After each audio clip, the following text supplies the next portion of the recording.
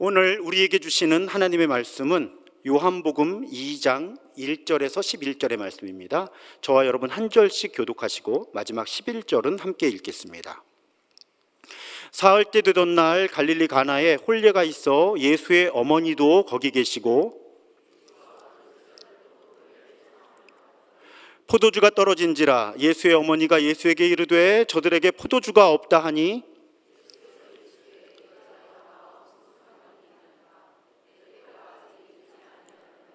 그의 어머니가 하인들에게 이르되 너희에게 무슨 말씀을 하시든지 그대로 하라 하니라.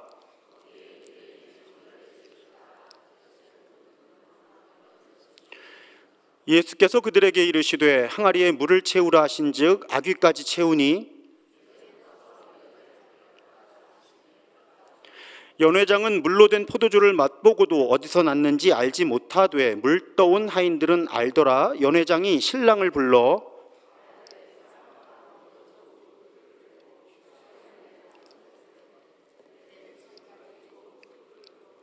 함께 읽습니다. 예수께서 이 첫 표적을 갈릴리 가나에서 행하여 그의 영광을 나타내심에 제자들이 그를 믿으니라. 아멘.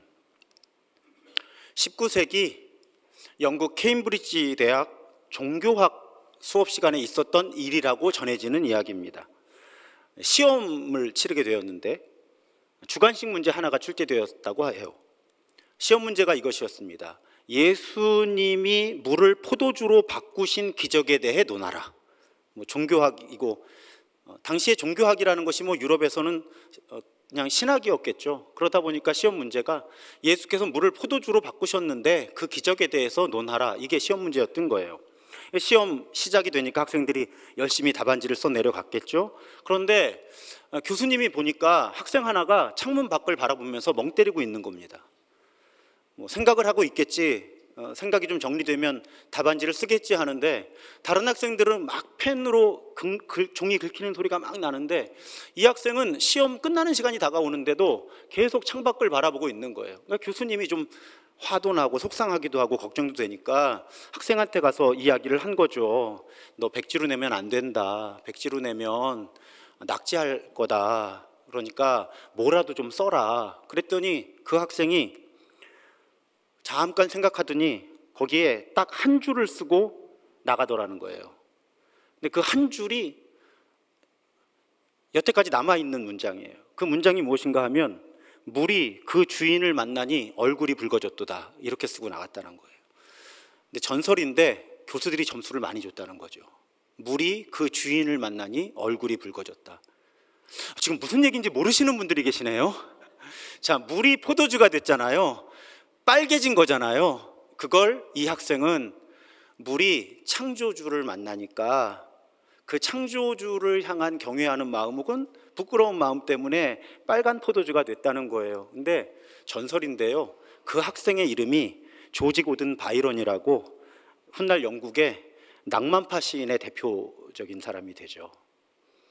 시적 감수성이 있는 사람은 물이 포도주가 된 사건을 보면서 물이 그 주인을 만나서 얼굴이 붉어졌다, 얼굴이 빨개졌다, 이런 시적인 감각으로 표현을 한 거예요.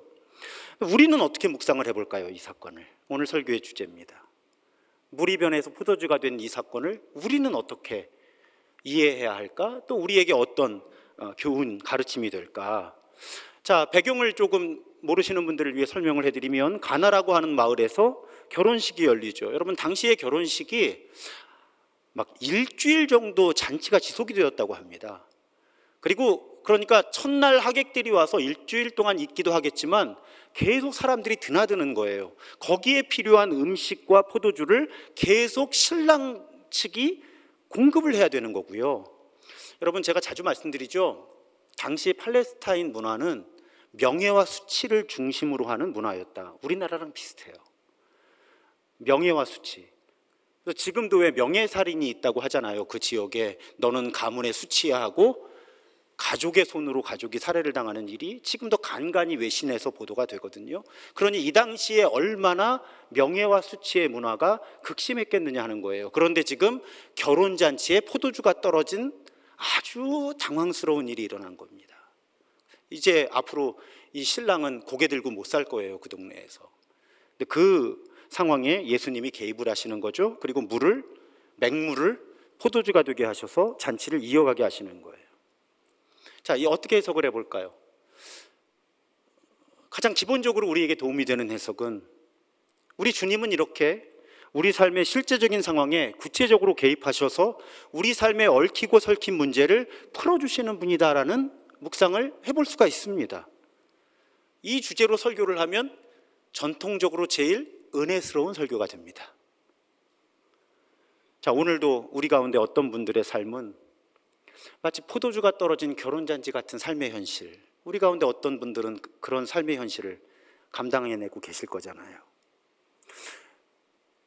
어찌 보면 우리나라 전체가 지금 포도주가 떨어진 결혼잔치 같은 황망함이 있죠. 현직 대통령이 구속이 되었고, 그보다 제가 더 속상한 건 어젯밤에 있었던 폭력 사태입니다. 정말 나라 전체가 이와 연결된 경제 침체를 우리가 얼마나 더 감당을 해내야 될까 하는, 나라 전체가 포도주가 떨어진 결혼잔치 같은 형편이에요. 그런데 오늘 예수님은 물이 변해서 포도주가 되게 하시는 주님이시니까, 그 주님이 우리 각자의 삶에, 그리고 우리나라의 물을 포도주로 바꾸시는 그런 새로운 일을 이루어주시는 분이기 때문에 우리가 그 주님을 의지하면서 소망을 품고 기도하면서 이 상황을 감당해낼 수 있다. 우리는 그렇게 이 말씀을 묵상할 수 있습니다. 물을 포도주로 바꾸시는 우리 주님의 은총이 여러분 한 분 한 분과 가정과 일터와 온 나라에 함께 하시기를 주님의 이름으로 축복합니다. 딱 지금 설교 마치면 제일 은혜스러울 것 같은데, 네, 여러분 가끔 성경을, 이제 저는 직업이잖아요, 성경을 해석하는 일이. 가끔 성경을 해석하다 보면 마치 양파 껍질을 벗기는 것 같은 느낌 받을 때가 있어요.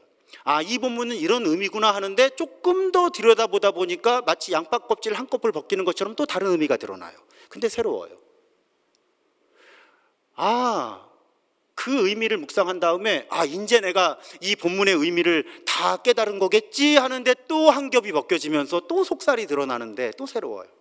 오늘 본문이 사실은 몇 겹의 해석이 가능한 본문이어서 본래 주일 설교가 지루한 거 제가 잘 알지만 오늘은 특별히 더 지루할 거니까요, 양파 껍질 한 겹씩 한 겹씩 좀 벗겨보면서 여러분 성경을 읽고 묵상한다는 것이 어떤 것인지 좀 예를 들어드리려고 그래요. 성경의 본문을 계속 양파 껍질 벗기면서 들여다보는 일을 우리가 어떻게 시도해 볼 수 있는지, 시범이라고 할까요, 설교자가? 오늘은 좀 그렇게 이 설교를 이끌어가 보려고 합니다.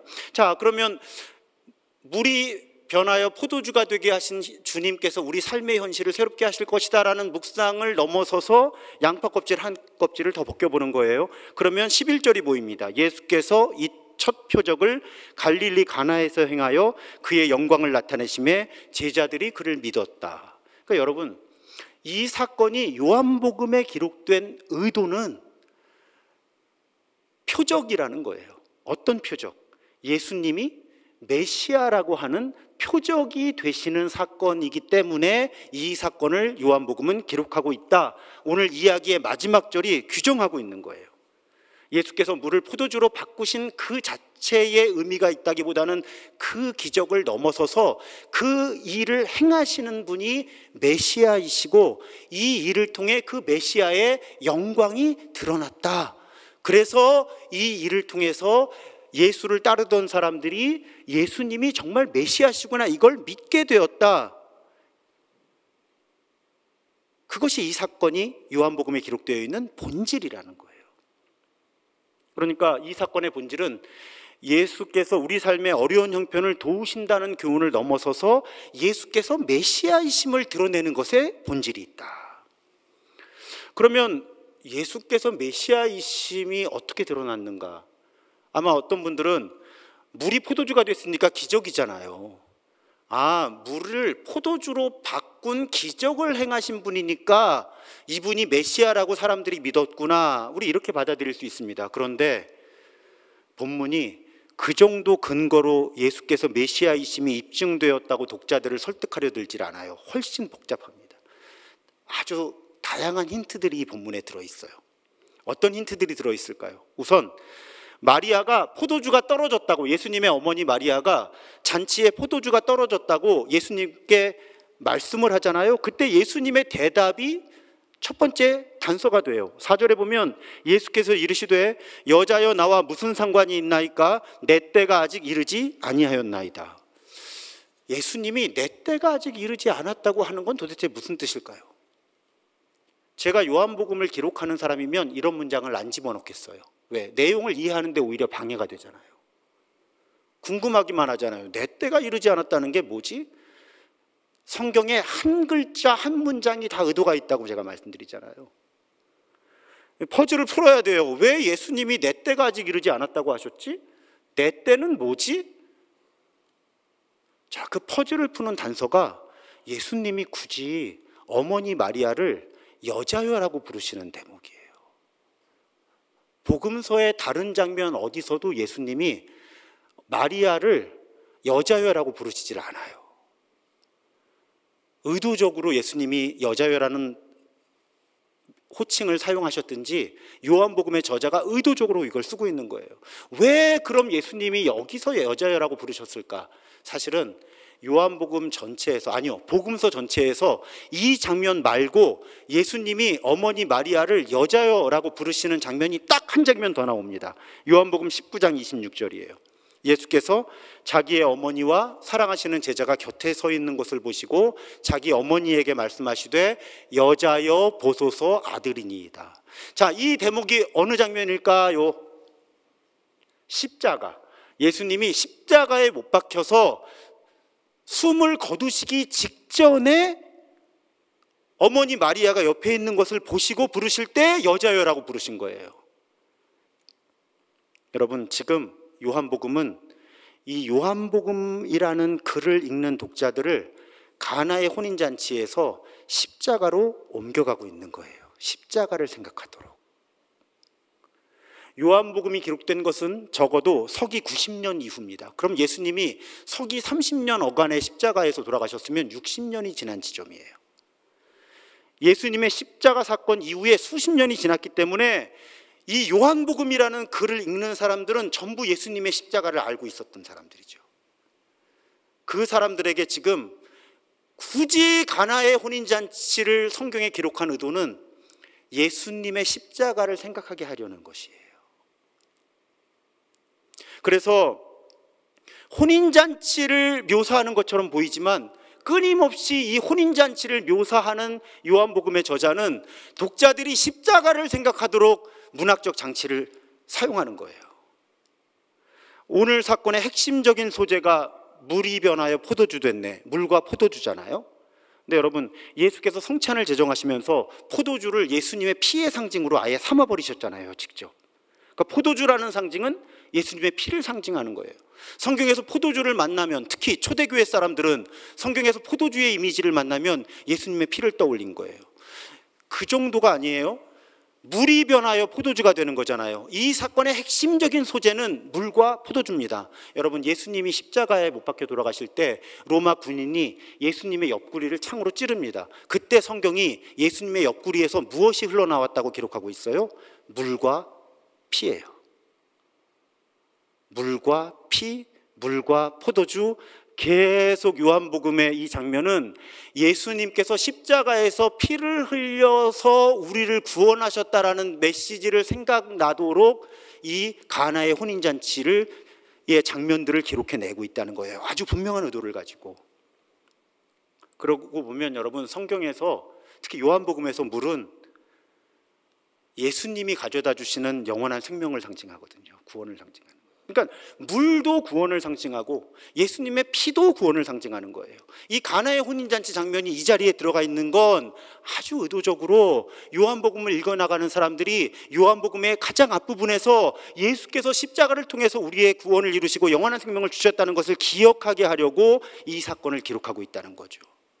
근데 이 사건을 그냥 예수님이 물이 포도주가 되게 하셨나 보다의 그 정도 해석과 묵상에 머물러서는 성경을 기록해서 우리에게 주신 하나님의 의도를 많이 파악해내지 못하는 거라는 말씀이죠.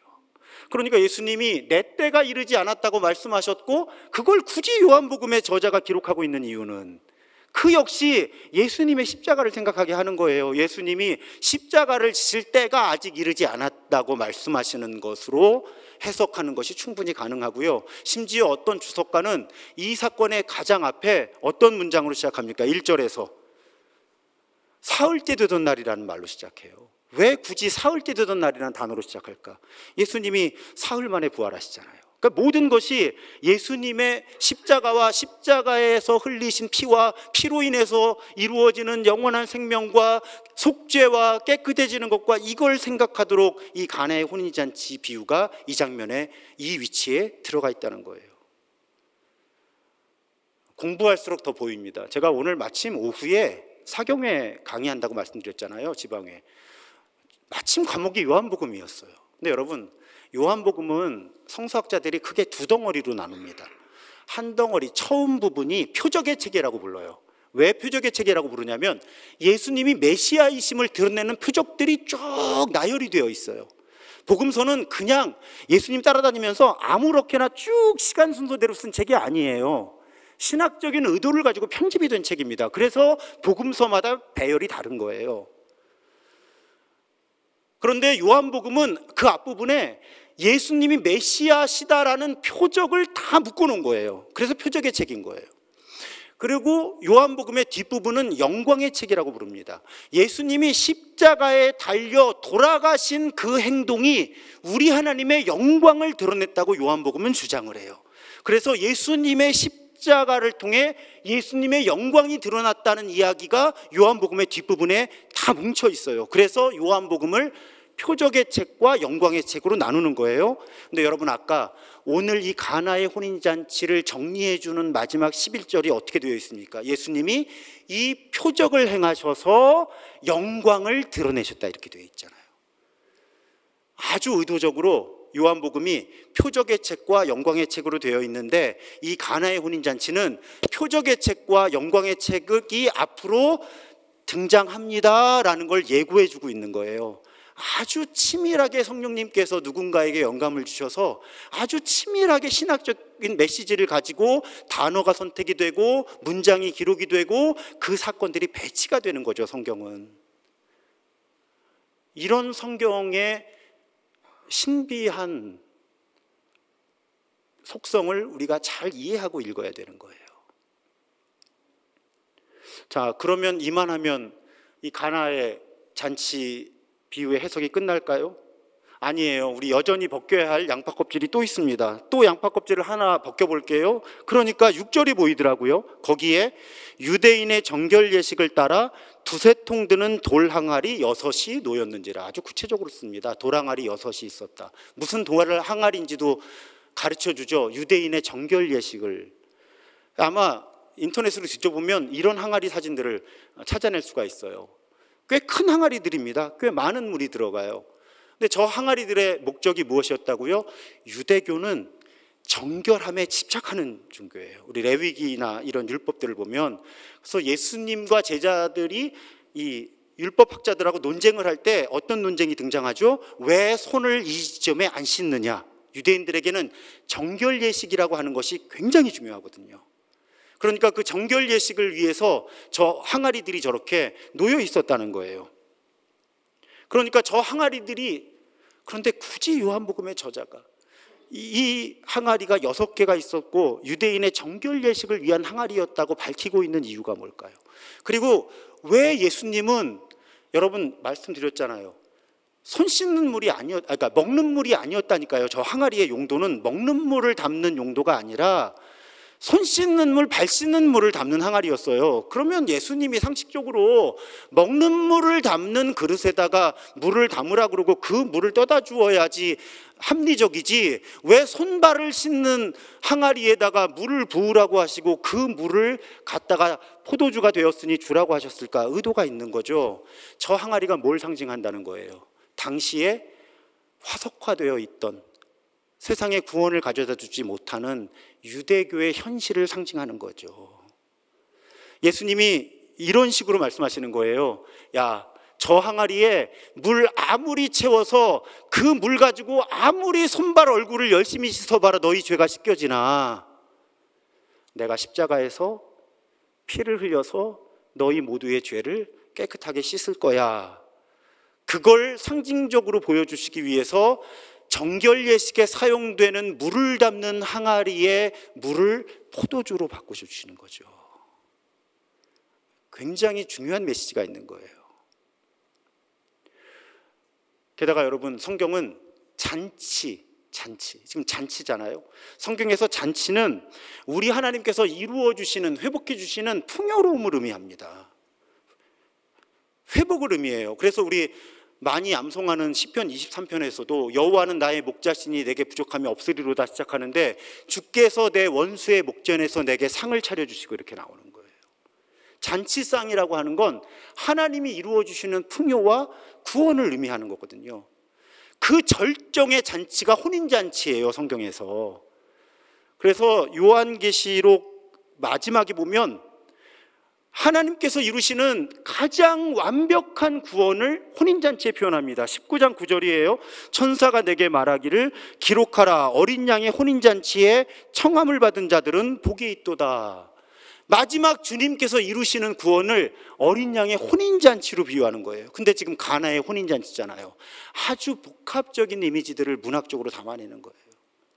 당시의 유대교가 생명력을 잃고 우리 하나님께서 이루시는 구원을 세상에 전달하지를 못했어요. 예수님께서 지금 낡은 종교의 시대가 끝나고 진짜 종교의 시대가 시작되었음을 선포하고 있는 거죠. 저 물로 아무리 열심히 씻어도 씻어지지 않는 죄가 메시아 예수의 십자가에서 흘리는 피로 씻김을 받을 것이다. 이제 저 낡은 종교의 시대가 끝나고 예수께서 시작하시는 참된 종교, 진짜 영원한 생명이 시작된다 하는 상징으로 예수님께서 저 유대교의 정결예식에서 사용되던 항아리를 이용하신 거죠. 얼마나 묵상할 게 많습니까?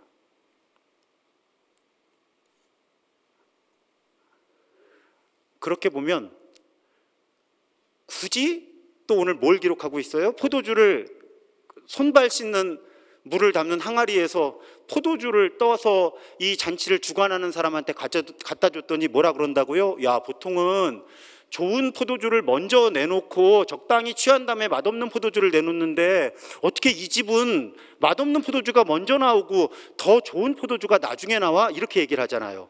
이 이야기를 왜 기록했을까요? 요한복음이.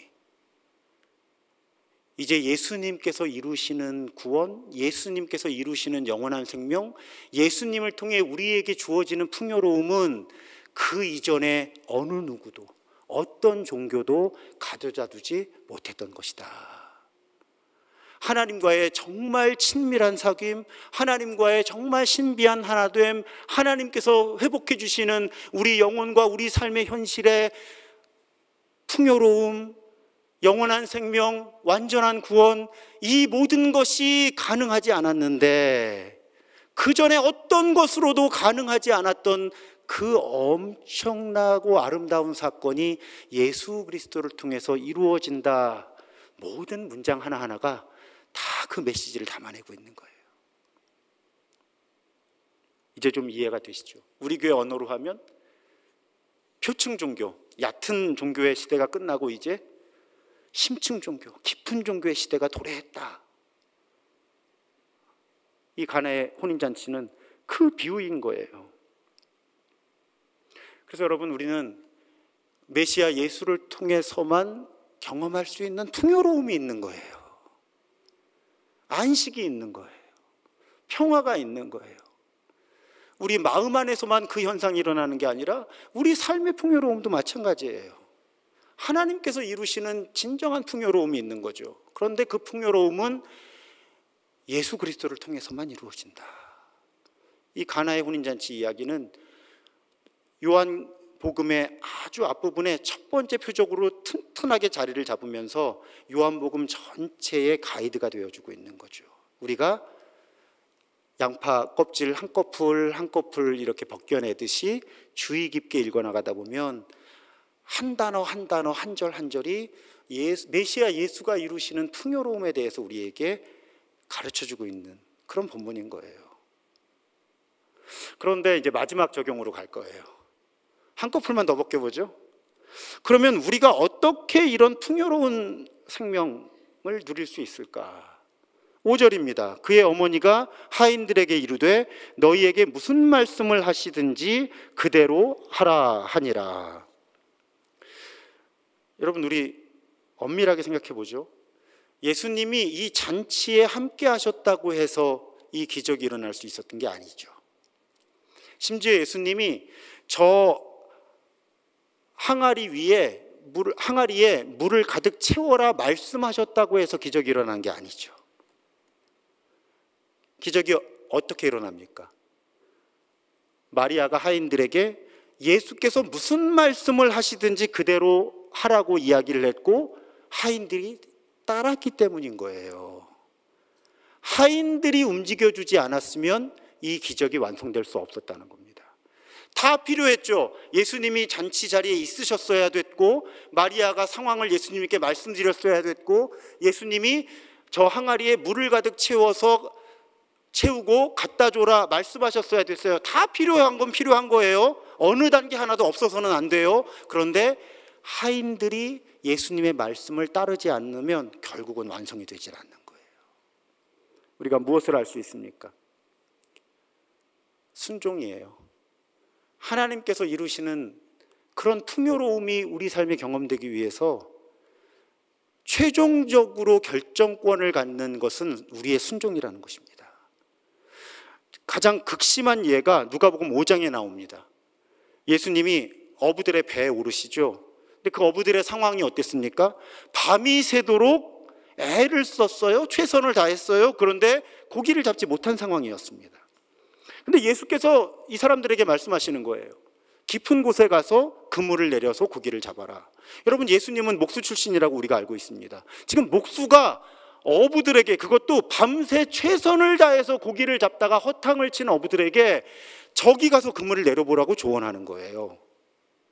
그때 어부들 가운데 시몬이 얘기하죠. 누가복음 5장 5절에 선생님, 우리들이 밤이 새도록 수고하였으되 잡은 것이 없습니다. 그래도 선생님 말씀에 의지해서 그물을 내려보겠습니다.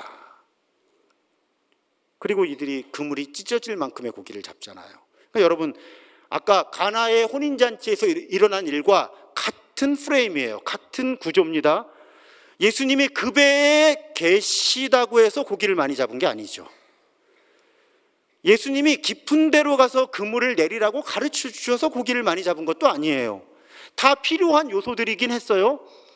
결정적으로 마지막에 그래요, 안 될 것 같긴 한데 랍비가 그렇게 말씀하시니까 가서 내려보기는 할게요 했으니까 고기를 잡은 거죠. 그러니까 여러분, 하나님께서 우리에게 이루실 일들이 아무리 많아도 마지막 단계를 막고 있는 것이 있다는 거예요. 그게 우리의 순종이라는 거죠. 그래서 저는 자주 순종이 수도꼭지와 같다고 생각합니다. 수도꼭지. 이야기를 잘 들어보세요. 왜 제가 순종이 수도꼭지 같다고 말씀드리는지. 여러분, 우리 수돗물을 굉장히 편안하게 쓰잖아요, 대부분의 가정에서. 근데 가만히 생각해 보세요. 그 물이 어디서 오는지. 여러분, 굉장히 큰 댐이 필요해요. 소양강, 팔당, 이런 굉장히 큰 댐이 필요하고요. 그래서 굉장히 큰 저수지 내지는 인공호수를 만들어야 돼요. 안정적으로 수돗물을 우리가 공급받으려면. 그 다음에 뭐가 있어야 합니까? 물을 정화시키는 시설이 있어야 되잖아요. 그 물을 그냥 우리가 사용할 수가 없으니까 그것도 꽤 많은 비용이 들어가고 꽤 많은 자원과 수고를 통해 관리가 돼야 되는 거예요. 또 뭐가 있어야 돼요? 그 물을 깨끗하게 한 물이 우리 집에까지 오려면 수많은 파이프들이 연결이 돼야 돼요. 그것도 일정 수준 이상 깨끗하게. 어떤 파이프는 이 건물만큼 클 것도 같고, 어떤 파이프는 요 정도밖에 안 되는 파이프겠지만 수많은 파이프들이 아주 정교하게 연결이 되어 있어야 그 물이 우리 집에 오는 거예요. 근데 여러분, 그게 다 돼 있어도요, 수도꼭지 망가지면 물 한 방울도 안 나와요. 겪어보신 분들은 아실 거예요. 수도꼭지 하나 망가지면 아무리 소양강 팔당에 저수지가 물이 가득하고 아무리 그 물을 정화시키는 시설이 잘 되어 있고 거기서부터 우리 집 화장실, 우리 집 주방까지 수도 파이프가 아주 깨끗하게 잘 연결이 되어 있어도 수도꼭지 하나 망가지면 물 한 방울도 못 씁니다. 그래서 제가 순종이 수도꼭지라고 말씀을 드리는 거예요. 오늘 가나의 혼인잔치가 그랬고 누가복음 5장의 어부들이 그랬던 거죠. 주님이 함께 하셨고 주님이 말씀해 주셨어도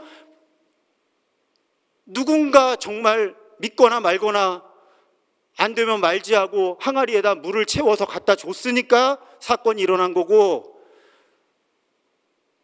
어부들이 어부 아닌 것 같은, 근데 유대교 랍비인 것 같은 그런 예수님의 말을 듣고 그 물을 거기다 내렸으니까 고기를 잡았다는 거죠. 사랑하는 여러분, 결국은 무슨 말씀을 하시든지 그대로 하려는 순종이 없으면 하나님께서 아무리 아름답고 놀라운 일들을 우리를 위해 준비하시고 계획하시고 우리 주변에 아무리 많은 사람들이 우리를 도와주려고 해도 그 일이 일어나지 않을 수 있다는 거예요. 심지어는 순종하겠다는 결심이 아무리 강해도 그 결심을 행동으로 옮기지 않으면 아무 일도 일어나지 않습니다. 이거랑 똑같은 거잖아요. 가서 수도꼭지를 돌려야 되는데 돌려야 되는데 하고 석 달 열흘을 기다려 보십시오. 물이 나오나. 내가 가서 돌리는 순간 물이 나오는 거예요. 그게 순종을 행동으로 옮기는 거죠. 오직 순종만이, 목사의 뜻이 아니라 하나님의 뜻을 실천으로 옮기는 순종만이 우리 소망이 현실이 되게 하는 거예요. 그게 마지막에 튼튼하게 자리 잡고 있다는 거죠. 사랑하는 여러분, 그래서 오늘 설교의 마지막 적용 질문은 그겁니다. 여러분의 수도꼭지는 어떠십니까? 상태가 지금 혹시 망가져 있지는 않을까요? 혹시 꽉 잠겨 있는데 여러분 그냥 방치하고 계신 건 아닌가요? 이제 녹까지 들었을지 몰라요. 여러분, 모두가 그런 것은 아닙니다. 모든 상황이 그런 것도 아니에요. 하지만 적어도 어떤 사람에게 어떤 순간은 이것만 순종하면 되는데 내가 안 하는 거예요. 하나님은 다 이루셨어. 또 내 주변에 하나님께서 돕는 사람들을 보내셔서 다 준비하셨어요. 나만 돌리면 돼. 근데 내가 안 돌려. 기도만 해. 바라기만 해. 그래서 지금 뭔가가 일어나지 않는 사람이 확률로 볼 때 지금 여기 계시다는 거예요. 제가 그런 사람일 수도 있고요. 그래서 여러분, 오늘 말씀을 통해서 이것만 순종하면 되는데 하는 게 나에게 혹시 없을까? 이것만 순종하면 되는데, 하나님의 은혜가 내 삶에 흐르려고 하는데 내가 수도꼭지만 틀면 되는데 이걸 내가 안 움직이고 있어서 하나님께서 이루시려고 하는 일이 내 삶에 이루어지지 않는 그 무엇인가가 있지는 않을까? 오늘 던지는 질문입니다. 설교자가. 어쩌면 하나님의 영을 통해 여러분에게 던지시는 질문이죠. 오늘 말씀을 통해서 내가 지금 순종하지 못하고 있는 하나님의 뜻이 무엇인지를 성찰하시고요. 그리고 그 깨달음, 그 분별 토대로 해서 각자가 순종의 수도꼭지를 열고 그렇게 우리 삶의 자리가 가나에서 이루어졌던 풍요로운 잔치가 되기를 주님의 이름으로 축복합니다. 우리가 순종하면서 우리 마음과 우리 삶의 자리가 이 가나의 혼인잔치가 얼마나 큰 기쁨으로 가득 차게 돼요. 망했다 하던 잔치가 정말 기쁨이 가득한 잔치가 되잖아요. 무엇이든지 주님이 말씀하시는 대로 하라고 하는 그 말씀에 따라서 순종하면서 우리 삶의 잔치가 하나님께서 이루어 주시는, 베풀어 주시는 풍요로운 잔치가 되기를 다시 한번 주님의 이름으로 부탁드리고 축복합니다.